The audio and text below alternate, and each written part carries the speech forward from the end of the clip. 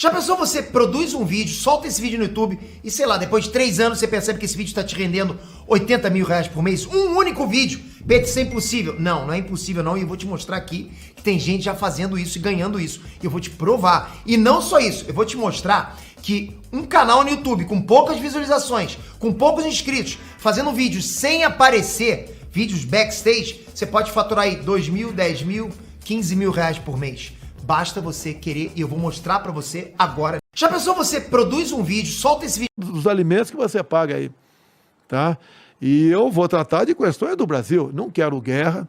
Nós temos 600 mil familiares de ucranianos que vivem aqui no Paraná. Então, eu acho que eles entendem o que está acontecendo. Que eu falei para os Zelensky, se depender de mim, eu acabaria com a guerra hoje. Sim, sim. Agora, como começou essa guerra, como vai terminar? Eu não vou ter que ser comentado por questão de que eu sou chefe de Estado. Qualquer outro militar aí pode falar e vai falar exatamente o que eu penso, né? Mas, presidente, a gente começou nesse assunto aí porque eu te perguntei do general Silvio Luna, Tá. colocando ele na liderança da Petrobras lá. Foi na gestão dele que os preços começaram a subir? Mas não foi culpa dele também. Não é isso que eu Veio tô dizendo. também a questão da... A pandemia tinha aquela máxima, fica em casa, que a economia a gente vê depois. Olha, se você está produzindo menos, tem menos coisa na prateleira. Uhum. Se tem menos coisa na prateleira, os preços sobem. E também os combustíveis em função da guerra lá fora. Chegou a quase 140 dólares o barril do petróleo. E tem um reflexo direto aqui dentro. Agora, pela PPI, que é a paridade de preço internacional, tal, você não precisava reajustar imediatamente o preço dos combustíveis. Você tem um prazo de carência, tá? Se fosse prejudicial, você ia pegar esses recursos e ia bater nos dividendos que paga para mim a empresa da República. Reduziria o lucro. Isso era feito de forma imediata. Daí trocamos o Silvio Luna. Tá, entrou um outro garoto lá, né? Um garoto, porque eu tô com 67 anos, já tem gente que é bisavô com essa idade de mim aqui. 67? 67. Que não deu certo também. Daí trocamos, botamos o Caio, que era da equipe econômica do Paulo Guedes. Conversamos com ele. Caio, estuda o PPI. Veja quando é que nasceu o PPI. Nasceu quando o preço do petróleo estava lá embaixo. Então não tinha... A PPI foi necessária, no meu entender, para estancar a hemorragia da Petrobras. Porque o endividamento da Petrobras de 2003 a 2015, você sabe quem governou o país nessa época, chegou a 180 bilhões de dólares. 900 bilhões de reais. Passamos a ser a empresa mais endividada do mundo. Por quê? Refinarias começaram a ser feitas, 3 não concluídas. Compra-se Passadina, que era um ferro velho. Compra-se plataformas e não chegam. Preços superfaturados. Loteamento político da diretoria da Petrobras. Então tinha que estancar a hemorragia. Estancou. Daqui para frente, se tiver que mudar, vai mudar, mas com responsabilidade. Agora, não precisa mudar o PPI. Como eu disse para você, o PPI não é o reajuste imediato. Então, você pode ver, trabalho do Caio, tá? Ele buscou maneira legal, que baixou na refinaria já 35 centavos o litro da gasolina na refinaria e já baixou 20 centavos o diesel. É pouco? Sei que é pouco. Mas a tendência era uma curva ascendente. Então, o trabalho do Caio, com responsabilidade, chegou nisso. E por que a gente não... Tem uma galera, eu estava conversando com... não vou lembrar quem, mas a gente tem um problema que a gente produz, a gente extrai bastante petróleo, mas a gente não consegue refiná-lo aqui. As nossas refinarias, né, não têm a capacidade de refinar o volume que nós consumimos. Não era para a gente já ter resolvido isso? Sim. Em 2004, 2005, começaram a fazer 3 refinarias no Brasil, 2 no Nordeste e 1 no Sudeste. Nenhuma foi concluída, se torrou em torno de 100 bilhões de reais e virou um terreno abandonado, 3 terrenos abandonados. O que o governo do PT também permitiu?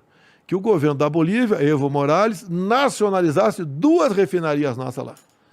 E, inclusive, o ministro das Relações Exteriores da época foi favorável, falou que o Brasil estava tendo um comportamento... Não era solidário, um comportamento imperial, vamos assim dizer. Tá. O tema era outro. Está usando o território da Bolívia. Que a Bolívia era dona daquele pedaço. Um comportamento imperialista. Só tá? para entender, presidente, desculpa, é que assim, Tá. desse assunto eu tô meio por fora. Você está dizendo que o Brasil tinha 2 refinarias na Bolívia, Sim. que eram nossas, a gente pagou para fazer e os caras só tomaram, Sim. foi isso? E o próprio, agora não quero falar o nome, né? O presidente da época, ele gravou depois, tem um vídeo depois dele dizendo que o Evo Morales o procurou e falou sobre a nacionalização. E ele falou, petróleo não é de vocês? Então não se discute, é de vocês. E daí tomou numa boa. Pagou uma merreca, um pagamento simbólico, e nós perdemos 2 refinarias lá. Então, se nós tivéssemos feito pelo menos 2 refinarias, nós seríamos autossuficientes e refino. E não somos. Ou seja... E a gente fica refém do PPI. Sim, o cara bota o preço que está lá fora. Você pode ver, quando você vê agora esse conflito, né? Ucrânia-Rússia, alguns países da Europa tiveram a sua cota de gás diminuída. Os caras precisam de energia. Vão buscar o quê? Diesel. E se tem mais gente buscando diesel, o preço vai lá para cima. Sim. Então, esses fatores todos, preço, o valor do dólar, preço do valor do petróleo lá fora, procura de diesel, faz com que o preço seja instável. Agora, uma refinaria você não faz em 2, 3 anos. É de 4 para cima. Sim. Nós não investimos com mais profundidade nisso por causa da pandemia, que o Brasil passou um momento difícil na economia. 2020, por exemplo, nós gastamos 700 bilhões de reais com a pandemia. Quase metade disso com o auxílio emergencial. 2020? 2020. Você pode ver. O que aconteceu? 2020, março, começou a política do fica em casa. Lockdown. Fecha tudo. Quem tem salário fixo, né? Tem estabilidade no emprego, sobrevive. Quem tem uma poupança... O senhor está falando do comecinho da pandemia. Sim, março de 2020. Tá. E daí o que aconteceu? Quando começou obrigando o povo a ficar em casa, e eu fui para Taguatinga, Ceilândia, né? Bairros pobres lá da periferia, de moto, e entrava na casa das pessoas, posso ver tua geladeira? Não tinha nada. São pessoas que viviam na informalidade. É o churrasquinho de gato, no Rio aqui a água é o biscoito na praia, aqui em São Paulo aqui é vender biscoito aqui, o picolé na arquibancada, é o cara que conserta a máquina de lavar roupa, é o mecânico, é o informal. Esse pessoal foi obrigado a ficar dentro de casa, a massa. Nós levantamos naquele momento 38 milhões de pessoas. Vamos viver do quê? Eu chamei o ministro da Defesa. Temos condições de garantir da lei da ordem que esse pessoal vai para a rua, com fome. 38 milhões de pessoas que não tem mais seu ganha-pão. Vão para a rua. Irresponsabilidade de fazer o que estão fazendo sem dar alguma coisa para eles. Olha, não temos condições de garantir da lei da ordem pelo efetivo das Forças Armadas. E outra, obrigar o cara à força a ficar em casa, com fome, bem, criamos o auxílio emergencial. Sobre esse lance de ficar em casa, foi bem no começo da pandemia, Sim. mas foi um cabo de guerra, isso daí, entre Eu, os no mundo governadores, todo, o contrário. Deixar bem claro aqui, para não ter dúvida. Eu, no mundo todo, o contrário é isso. sobre ficar em Ficar casa. sim. Tá. Mas será, presidente, que assim, hoje a gente olhando tudo que passou e tudo mais, assim, talvez a gente tenha uma análise um pouco diferente. Porque a gente hoje, pelo menos, faz uma ideia do como as coisas aconteceram, sobre as vacinas e tudo mais. Mas será que esse fica em casa, num primeiro momento, um fica em casa mais radical, não garantiria que as pessoas poderiam voltar para suas vidas normais mais rapidamente? Nova York. O maior número de contaminados foram que ficaram em casa. Tá? O que eu falava? Nós temos que lutar contra a doença, em especial os mais idosos, com comorbidade, e o povão tem que trabalhar.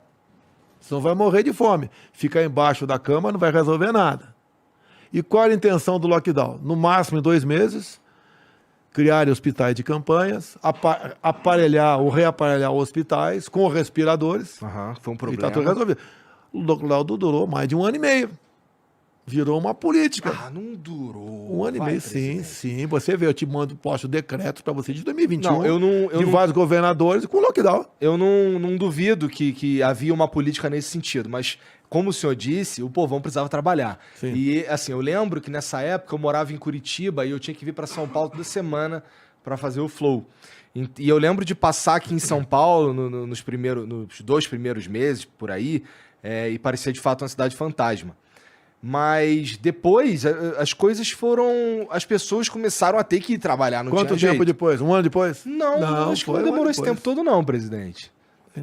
Eu assim, não estou dizendo que não foi uma questão 2020, grande parte dos estados, os governadores, por decreto, fechavam tudo. Exato. E às vezes o governador não fechava, o prefeito fechava.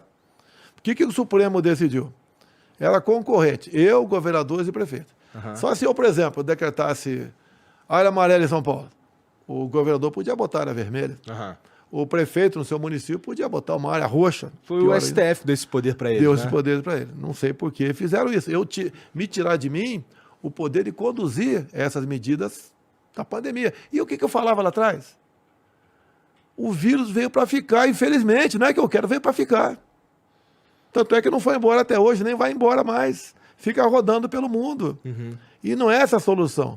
Daí, por exemplo, o meu ministro da Saúde, tal do Mandetta, ele fez um protocolo, quem estava com Covid, ir para casa, quando sentir falta de ar, ir para o hospital. Daí eu falei, vai para o hospital fazer o quê? Ser entubado? Esse é o remédio? Por que você não garante a liberdade do médico clinicar seu paciente? Porque o médico sabe disso. Ele aprende. Se chega alguém, está passando mal, pode morrer, ele pode receitar alguma coisa e comum acordo com o paciente ou com a família. Então o tratamento precoce deixou de existir. Eu ainda falei para o Mandetta, vai para o hospital para ser entubado, o remédio é tubo, por que não deixar o médico clinicar? Você pode ver, na Guerra do Pacífico, por exemplo, o soldado chegava ferido, não tinha quem doasse mais sangue, e os médicos começaram a botar água de coco na veia dos caras, e salvou. Os remédios, muitas vezes, são descobertos por acaso. Você pega a África subsaariana, daí o pessoal fala, não tem informações precisas sobre a África. Tá? Por que morreu pouca gente lá? Proporcionalmente falando. Eles tomavam remédio, não vou falar aqui para evitar aí, né, eu querer derrubar a tua live aqui, o remédio que servia para combater a cegueira dos rios. Você pode ver, o que aconteceu com a China agora, há poucas semanas? Uma crise de Covid na China. Eu te pergunto, a Coronavac de onde é? Não é da China? Eles não tomaram a vacina? Ou se tomaram, por que não teve eficácia? Você não pode discutir esse assunto. Você fica proibido de discutir esse assunto. Eu discuti com embaixadores do mundo todo, no Brasil, né, conversando, ligando para médicos. Região amazônica. Qual o percentual de morte entre civis e militares? Muito maior entre os civis. Os militares estavam usando usando para combater o negócio da malária. E acabou, é hidroxicloroquina. Da malária. Tá. Eu tomei quando passei mal. No dia seguinte estava bom, coincidência ou não. Eu vou em eventos por aí. Às vezes tem 2, 3 mil pessoas me assistindo. Quem é que contraiu o Covid? 70% levanta o braço. Quem usou isso ou aquilo? 90% levanta o braço. Funcionou. E é uma coisa imediata. Mas, presidente, isso é meio que lutar contra a comunidade científica. Não. Tá todo mundo no começo da pandemia. Contra a indústria farmacêutica, é uma diferença grande. É que no começo da pandemia... E a comunidade científica, em grande parte, representa a indústria farmacêutica. Isso chama de liberdade. Mas é que eu conversei com vários cientistas aqui, inclusive a Esther Sabino, que foi uma brasileira, que foi uma das primeiras, se não me engano, a primeira a sequenciar o coronavírus e tal. E ela estava falando sobre esses remédios aí, que no início, que as pessoas não sabiam como lidar com o corona, foram feitos diversos testes com remédios, e a hidroxicloroquina, a azitromicina, esses remédios aí, eles chegam com uma proposta de, esse remédio serve para outra coisa, mas parece que ele diminui a carga viral, qualquer coisa nesse sentido aí que eu também não vou saber com certeza, aí pesquisem, tá? Nem mesma coisa das máscaras, tira a máscara, bota a máscara, não sei direito como é que funciona. Mas depois, assim, começaram a surgir os estudos dizendo que o lance esses remédios, eles não tem uma relação direta entre ficar bom ou não. Pode ser que não tenha nenhuma mesmo, né? Pode ser um placebo? Pode ser. Mas chama-se liberdade médica, autonomia médica, que foi também castrado essa questão. Você quer ver? Quando se fala em vacina, me acusam de não ter comprado vacina. Em 2020, quando começou a primeira vacina? Em dezembro. no Mas Reino Unido. A Pfizer, e os caras, eu vi o presidente da Pfizer dizendo que estava em negociação com o governo brasileiro desde maio, eu acho, Sim, 2020, sim. né? 2020. E aí, como é que foi? Por que Olha que só, não... o que acontece? Vai. Eu acredito que 90% do pessoal que está me ouvindo aqui não lê a bula de remédio. Eu não leio. Tá? O senhor não lê. Agora, eu li a bula, que era o contrato da Pfizer. Tá. Em 2020, estava escrito lá, um dos itens, não nos responsabilizamos por qualquer efeito colateral. Eu falei, pô, peraí. Mas isso não é padrão? Não. Tipo, os Estados Unidos assinam uma parada Ninguém é dessa. contra a vacina. Eu tomei um montão de vacina na minha vida. Essa agora é uma vacina experimental. Quem está fabricando não se responde. Que efeitos colaterais são esses? Daí eu lancei aquela do jacaré. Pô, pelo amor de Deus, cara. Uma figura de linguagem. O mundo caiu na minha cabeça. Aí o cara Eu já fala, falei a tua algumas resposta- vezes aqui, não é porque o senhor tá na minha frente, não, mas eu já falei aqui que tem tanta coisa pra criticar isso, daí Pô. não me parece ser uma melhor delas, né? Eu podia falar um outro bichinho qualquer, né? Quem sabe fosse mais simpático, tá certo? Mas figura de linguagem, o mundo caiu na minha cabeça. Pô, castraram a liberdade do médico. Inclusive teve um projeto de lei do senador, agora vale a pena tu ouvir, do senhor Omar Aziz, Tá. que eu dei uma força no projeto de lei dele. Ele condenava até 3 anos de cadeia o médico que receitasse qualquer coisa fora da bula. Até a vovó, né, o chazinho da vovó, ia ser condenado. E tem muito remédio que você usa para uma coisa hoje, mas é recomendado para outra. Sim. Sei.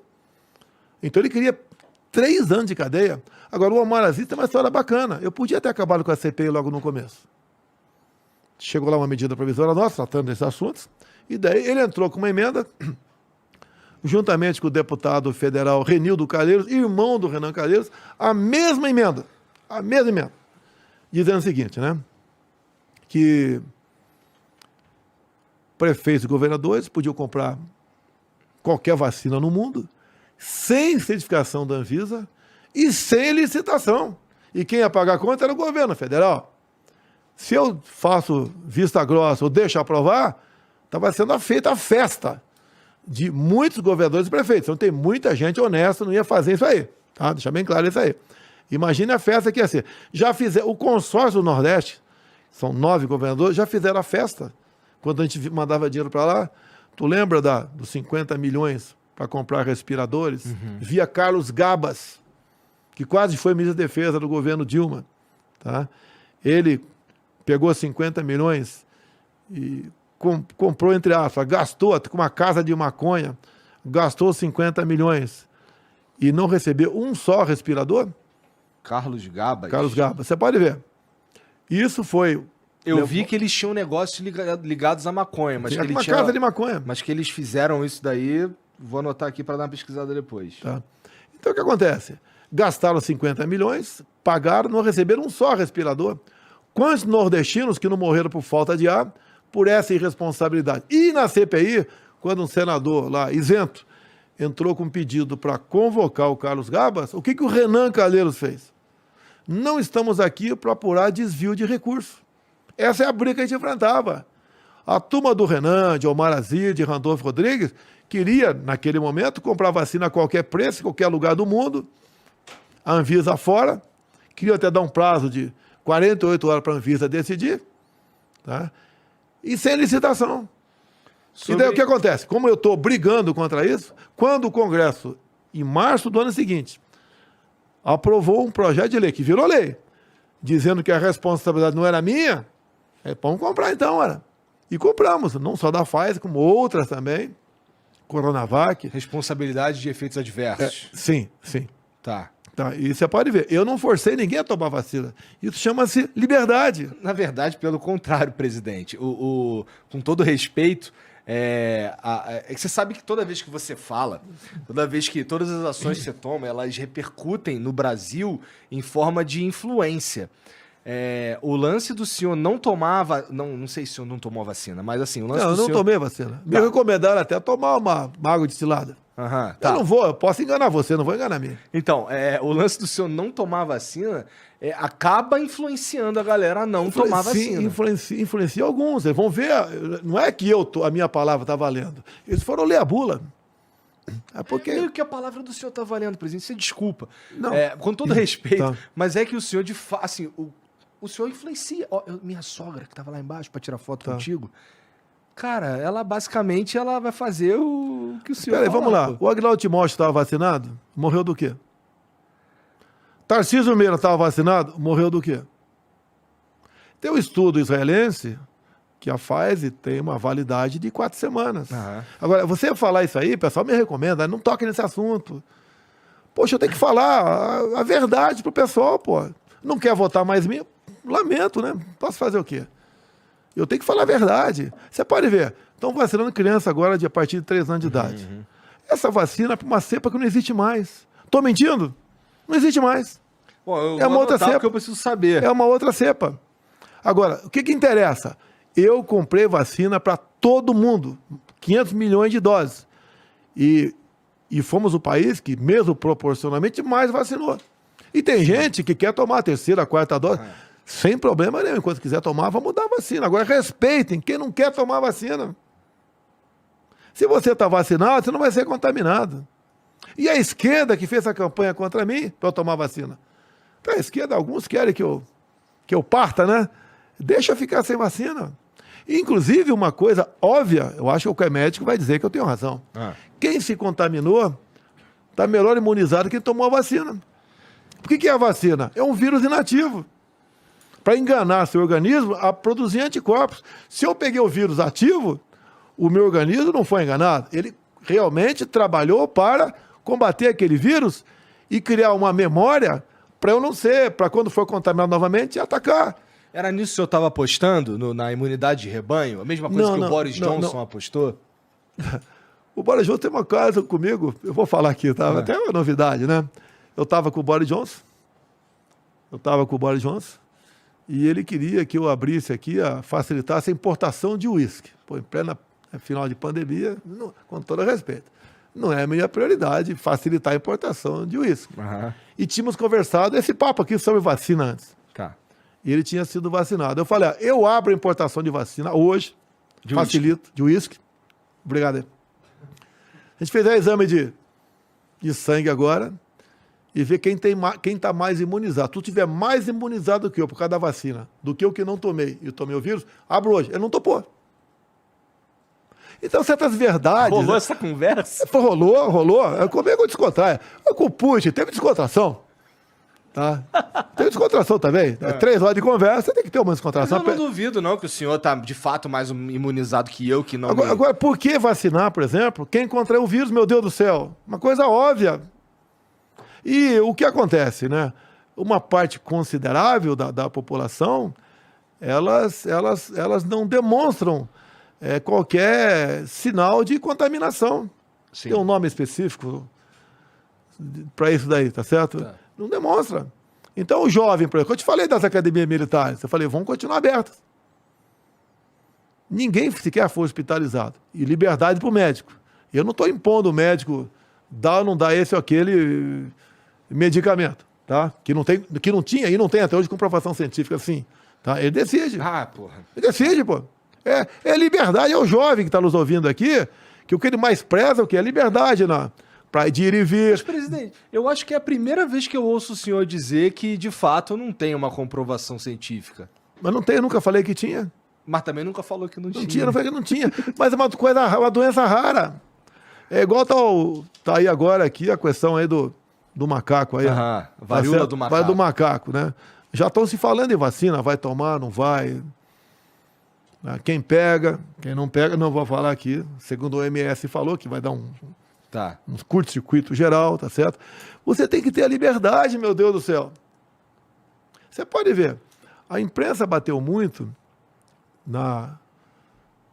naquele negócio da malária, tá, que tinha efeito colateral. Mas, em 2016, se recomendou esse remédio para malária para quem estava com a mulher que estava com Zika vírus. Lá, em 2016, não tinha efeito colateral. 2020 passou a ter efeito colateral. Então, entrou, sim, o interesse da indústria farmacêutica, que é poderosíssima. Tá? Entrou muito interesse em jogo. Isso é quando você pega os grandes médicos, né? Não são todos, deixar bem claro aqui, mas muitos estão vinculados à empresa da indústria farmacêutica. A gente começou a vacinar aqui no Brasil, se eu não me engano, uns 20 dias depois. Janeiro de 21. Janeiro. A primeira vacina do mundo foi em dezembro, Foi em dezembro de 2020. Tempo recorde. Trabalho feito pelo Pazuello lá atrás. Mas a gente perdeu a chance de ser o primeiro lugar do mundo a vacinar? Não, olha só. O que aconteceu? Os países que produziam vacina, a prioridade é para o seu povo. Faz E sentido. não tinha vacina assim. Nós estamos batendo, chegando próximo a 8 bilhões de habitantes no mundo. Sim. Não tem como você produzir vacina. Agora, nós, por contratos assinados lá atrás, tá?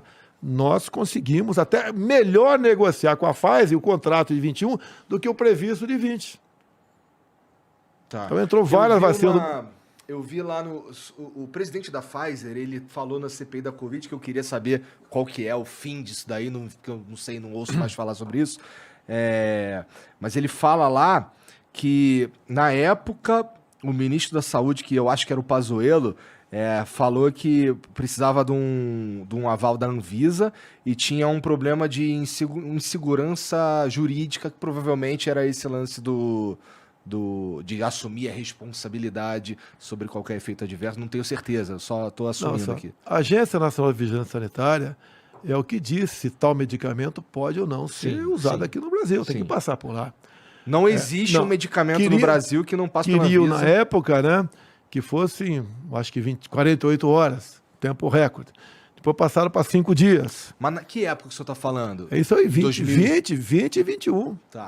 Tá, queriam praticamente alijar a Anvisa. O presidente da Anvisa brigou contra isso. Porque quando você pega, por exemplo, a documentação de uma vacina, são 10 mil páginas, que você não vai ler assim, né? Você vai ter que ler e interpretar. Não é ler, você tem que ler e interpretar.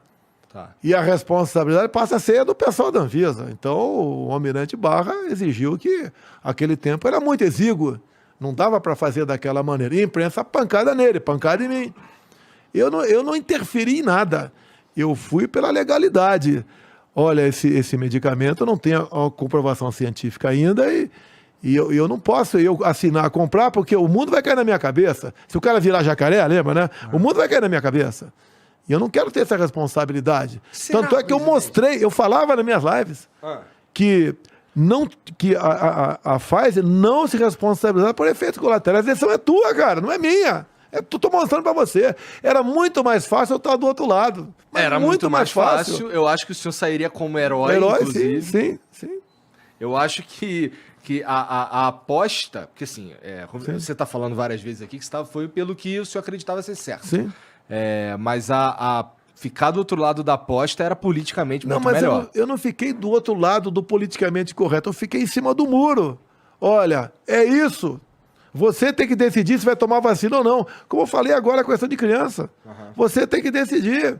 Você tem que ler a bula, meu Deus. É o teu filho que está em jogo, a vida dele. Essa vacina é boa, não é?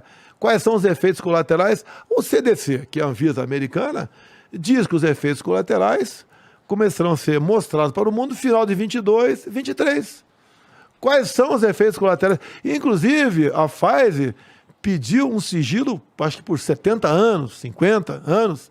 Depois a justiça americana derrubou isso aí. Por que sigilo 50 anos? Por que você não pode ver o que está acontecendo ali? O que é isso aí? Tá? Agora é abrir a cabeça das pessoas. O ser humano... Não desconfia. Você não falou, não sei se falou lá fora aqui, sobre a classe política? Pô, por que você vai acreditar que o político agora está preocupado 100% com a tua vida? Não, tenho certeza que não está, para ser sincero. Você que falou que tem certeza. Tem político que está bem intencionado, todos estão bem intencionados. É verdade. Agora, ficou na mão do Renan Calheiros, do Omar Aziz, que por um voto não deixou de ser indiciado por pedofilia, que teve a família toda presa por desviar 270 milhões de reais da saúde lá no estado do Amazonas. O Renan Calheiros cheio de processo no lombo. Tá? O senhor Randolfo Rodrigues, que saltita para lá, saltita para cá, cada hora está num lugar. Tá? Essas pessoas que vão decidir a vida. Inclusive, o Randolfo Rodrigues tinha, comecinho de 2020, ele fez uma live dizendo que ia dar uma medalha para médicos que estavam receitando o tratamento precoce. Ele mudou de ideia. Para ficar contra mim, com toda certeza. Pô, uma CPI virou É o Randolph, né? O CPI virou um circo. Me acusaram lá.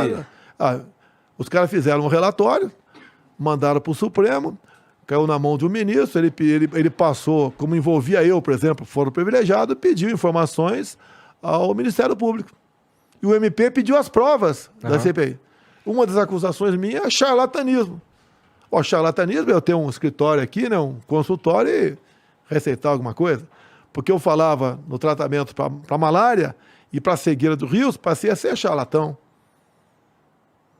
Então, a CPI que me acusou de corrupção virtual. O lance das vacinas que não foram compradas. A vacina Covaxin. Primeiro, qualquer ministério, eu não sou ordenador de despesa. Então, cada ministro responde por suas compras. Né? Lembra do leite condensado? Lembro. Eu comprei 4 milhões de reais de leite condensado para mim. Eu lembro das próteses penianas também. Prótese peniana. Até brincando aqui, foram poucas, acho que foram 20 ou 30.